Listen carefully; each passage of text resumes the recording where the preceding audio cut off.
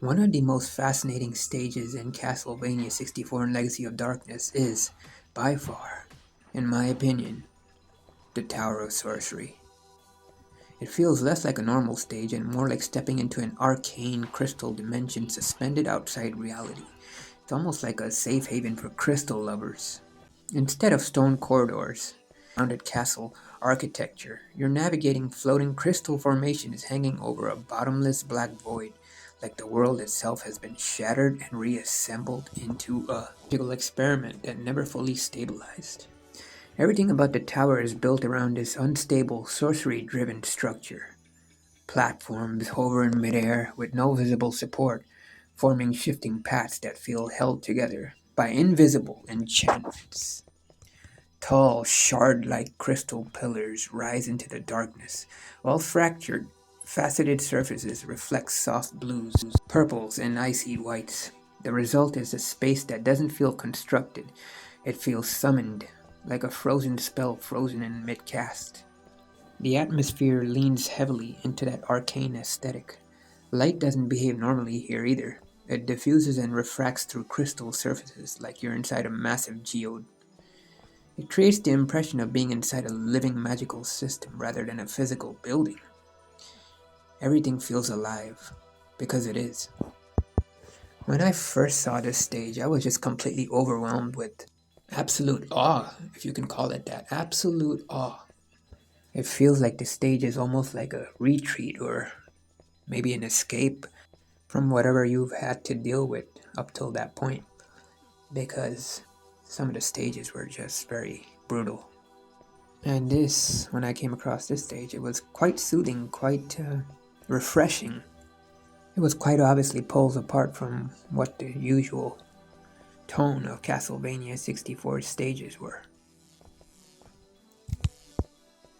For crystal lovers, this stage is basically fantasy fulfillment. It resembles stepping inside a giant glowing geode, quartz-like formations, amethyst-tone lighting, and glassy surfaces that feel charged with energy.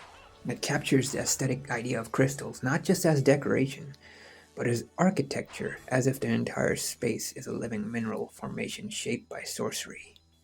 It's beauty and danger fused together. But don't let this stage pull you into a false sense of security. The difficulty of the stage is not so hard or anything, actually. You know, you'd have to have some kind of difficulty. But it's not like annoying or anything. It doesn't take away from the stage's beauty. It's just like, this is a stage, this is a part of the castle that you have to go through, and it's a part of the castle that's heavily influenced by Dracula's magic, I think. But the main thing that stands out is the Tower of Sorcery theme.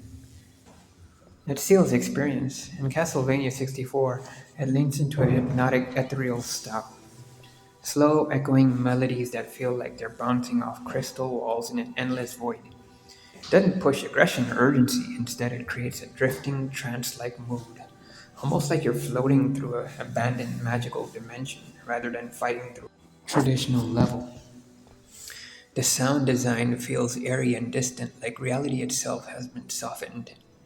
In Castlevania Legacy of Darkness, that atmosphere carries forward, reinforcing the same dreamlike, unstable energy. The music doesn't just accompany the stage, it defines it. It turns every jump, every fall, every moment of stillness into something surreal, like you're inside a spell that's still actively humming in the background. The point of it all is the Tower of Sorcery becomes more than a level, it becomes an experience. It's actually one of the best stages of Castlevania 64 and Legacy of Darkness, in my opinion. It just has a lot of replay value, and it makes you want to go back and play the game just for that level.